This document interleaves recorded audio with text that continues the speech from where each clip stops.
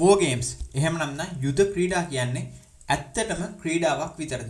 එහෙම නැත්නම් සැබෑ යුද්ධයකදී නිවැරදි තීරණ නිවැරදි වෙලාවට ගැනීමට පුරුදු කරන ක්‍රියාවලියක එක්තරා කොටසක්ද? ඉතින් SL Mind Zone තුලින් අද අපි කතා කරන්න යන්නේ මොකද්ද මේ වෝ ගේම්ස් කියන්නේ සහ කොහොමද මේ වර්තමානයේ තියෙන AI platform මේ වෝ ගේම්ස් සඳහා යොදාගන්නේ කියන එක ගැනයි.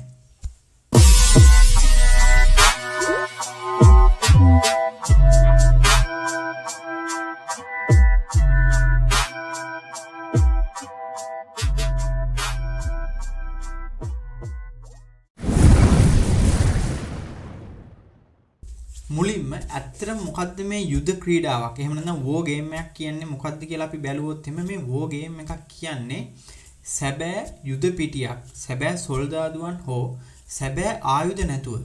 හැබැයි ඇත්තටම යුද්ධයකදී වෙන්න පුළුවන් සිද්ධීන් වලට අනුකූලව තීරණ ගැනීම සහ ක්‍රියාත්මක වෙන්නේ කොහොමද කියන එක කලින් පෙරහුරුවක් කිරීම. එහෙම නැත්නම් ඒ සඳහා රිහර්සල් එකක් කිරීම තමයි මේ යුද ක්‍රීඩා කියන්නේ.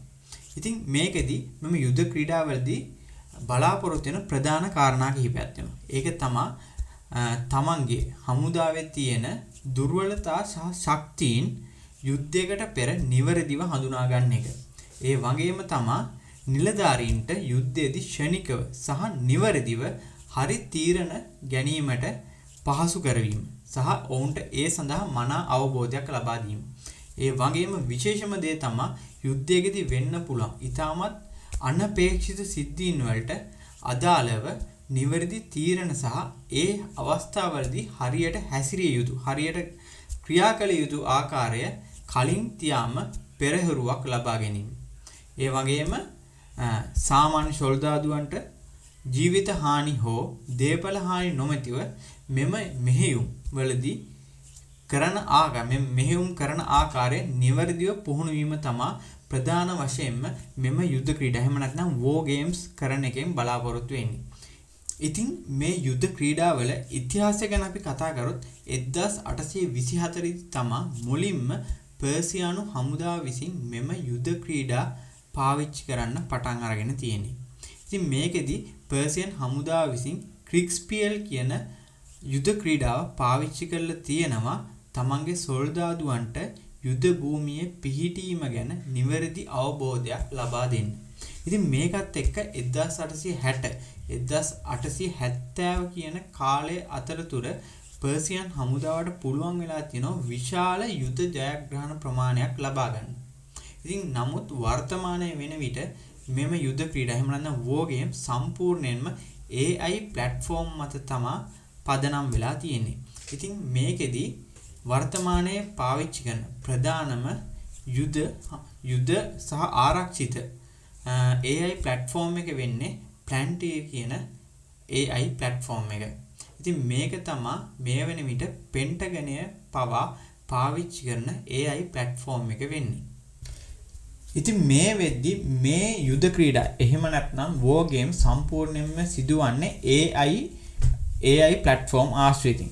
ඉතින් මේ AI platform භාවිතා කරන්න කලින් මේ යුද ක්‍රීඩා සිදු කරද්දී මේ යුද ක්‍රීඩා වලට ප්‍රධාන වශයෙන් ටීම් 3ක් තිබුණා.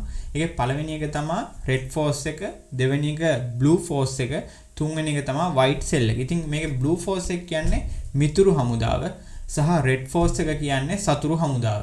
ඒ වගේම White Cell එක තමයි මෙතනදී විනිශ්චය මණ්ඩලයේ විදිහට ක්‍රියාත්මක කරන්නේ. ඉතින් මේ White Cell එකේ තියෙන විශේෂත්වය තමයි මේ White Cell එකට හැකියාවක් තියෙනවා මේ ක්‍රීඩාව ඉස්සරහට යද්දී ඒකේ තියෙන නිර්ණායක තත්වෙන් තත්වයට වෙනස් කරන්න.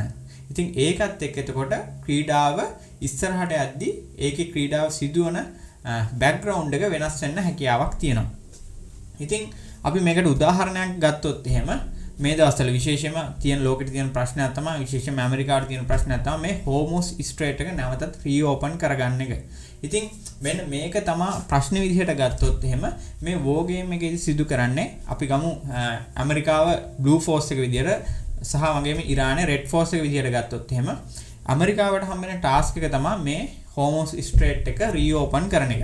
ඉතින් එතකොට එයාලට පුළුවන් ඇමරිකාවට කියන්න පුළුවන් හරි අපි මේකට කරන්න යන්නේ අපේ තියෙන වෝෂිප් එක. එහෙම නැත්නම් ඔය ජෙරල් ෆෝඩ් සහ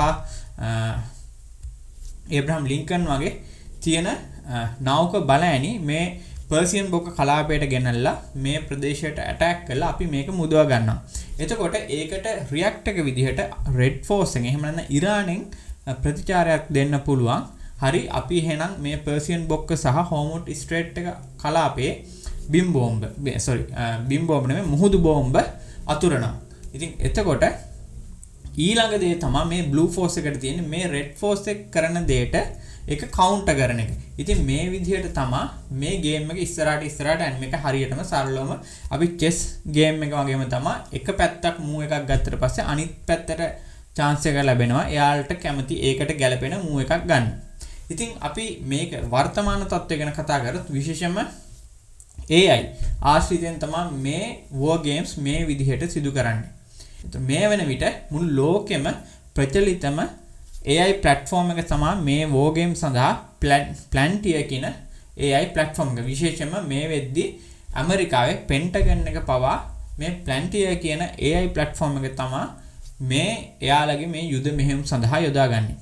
ඉතින් මේකෙදි මුලින්ම කරන්නේ මේ Palantir කියන AI platform එකට අදාළ මෙහෙයුමට අදාළ සියලු දත්ත ලබා දෙනවා. විශේෂයෙන්ම චන්ද්‍රිකා ඡායාරූප, ඒ වගේම භූ විෂමතාව ඒ ප්‍රදේශයේ, විශේෂයෙන්ම බුද්ධි තොරතුරු වගේ සියලුම දත්ත ලබා දෙනවා. ඊට අමතරව මේ AI මෘදුකම් වලට හැකියාවක් තියෙනවා රියල් ටයිම් data ලබා ගන්න. ඉතින් ඒකත් එක්ක මෙයා සම්පූර්ණ මේ AI platform එකට හැකියාවක් තියෙනවා අදාළ තත්ත්වයට අදාළ සියලුම data analyze කරලා හරි සහ නිවැරදි මෙහෙයුම් ක්‍රියාත්මක කිරීමට. ඉතින් මේකෙදි අනදෙන නිලධාරීන්ට තියෙන්නේ මේ AI platform එකට තමන්ට තියෙන ප්‍රශ්නේ තමන්ට මේ තමන්ගේ තියෙන මෙහෙයුමේ තියෙන වෙන්න ඕනි දේ ප්‍රශ්නයක් විදියට ටාස්ක් එකක් විදියට AI platform එකත් එක්ක විසඳ ගන්න එක. ඉතින් මෙතනදී command post එකේ ඉන්න නිලධාරීන්ට හැකියාවක් ලැබෙනවා ඕනම යුද්ධයකදී ඕනම මෙහෙයුමකට කලින් තමන්ගේ හමුදාවේ තියෙන දුර්වලතා හඳුනා ගැනීම වගේම වෙන්න පුළුවන් අවිනිශ්චිත තත්ත්වයන් වලට නිවැරදිව මුහුණ දෙන්න සහ ඒව කල්තියා හඳුනා ගන්න. ඉතින් ඒකත් එක්ක යුද්ධයකට කලින් විශේෂම සෙබළුන්ට වෙන හානිය අවම වෙන ආකාරයට මේ මෙහෙයුම් ප්ලෑන් කරන්න එහෙම නැත්නම් නිර්මාණය කරන්න හැකියාවක් ලැබෙනවා. ඉතින් මේකෙදි මේ Palantir කියන AI platform එකත් එක්ක පෙන්ටගන් එක විශේෂ ප්‍රොජෙක්ට් කිහිපයක් සිදු කරනවා මේ වෙන විට. ඉතින් ඒකෙන් ප්‍රධානම ප්‍රොජෙක්ට් එකක් තමයි Project Mervin කියන්නේ.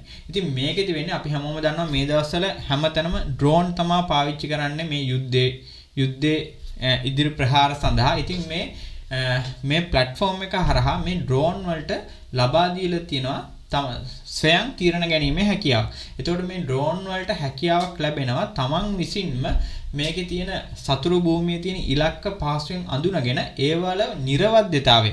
ඇත්තටම ඒක සතුරු ඉලක්කයක්ද එහෙම නැත්නම් සිවිල් ගොඩනැගිල්ලක්ද කියන එක අඳුනගෙන හරියට ටාගට් වලට ඇටැක් කරන්න හැකියාවක් ලැබා දීලා තියෙනවා. ඒ වගේම ඊළඟ අනිත් ප්‍රොජෙක්ට් එක තමයි Project Titan කියන්නේ. මේකෙදි මේ වගේම ඩ්‍රෝන් වලට වගේම ඇමරිකාවේ තියෙන යුද වාහන වලට මෙම platform එක හරහා AI සම්බන්ධතාවයක් ලබා දීලා තියෙනවා. එතකොට මේ වාහනත්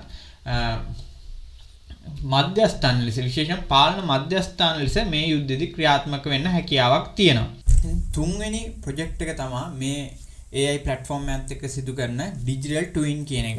ඉතින් විශේෂයෙන්ම මේ ප්‍රොජෙක්ට් එක බේස් වෙලා තියෙන්නේ මේ වර්තමානයේ තියෙන ඉරානයේ යුද්ධයත් එක්ක. විශේෂයෙන් මේ කියන්නේ මේ Epic Fury ඇමරිකාව විසින් දියත් කරලා තියෙන Epic Fury මෙහෙයුමත් එක්ක. ඉතින් මේකෙදි සම්පූර්ණ මේ මුළු මැද පෙරදිග කලාපෙම සම්පූර්ණ ඩිජිටල් මැප් එකක් හදලා සම්පූර්ණ ඒකේ තියෙන විස්තරත් එක්ක මේ විශේෂ ටාගට් වලට ඇටැක් කරාට පස්සේ සහ ඉරානයේ විසින් එයාලා ඉරානයේ පැත්තෙන් වෙන ඇටැක් වලින් වෙන්න පුළුවන් හානිය නිවැරදිව ගණනය කිරීම සහ වෙන්න පුළුවන් අවිනිශ්චිත දේවල් මොනවද කියන එක හඳුනා ගන්න එක තමයි මේ ප්‍රොජෙක්ට් එකෙන් සිදු කරන්නේ.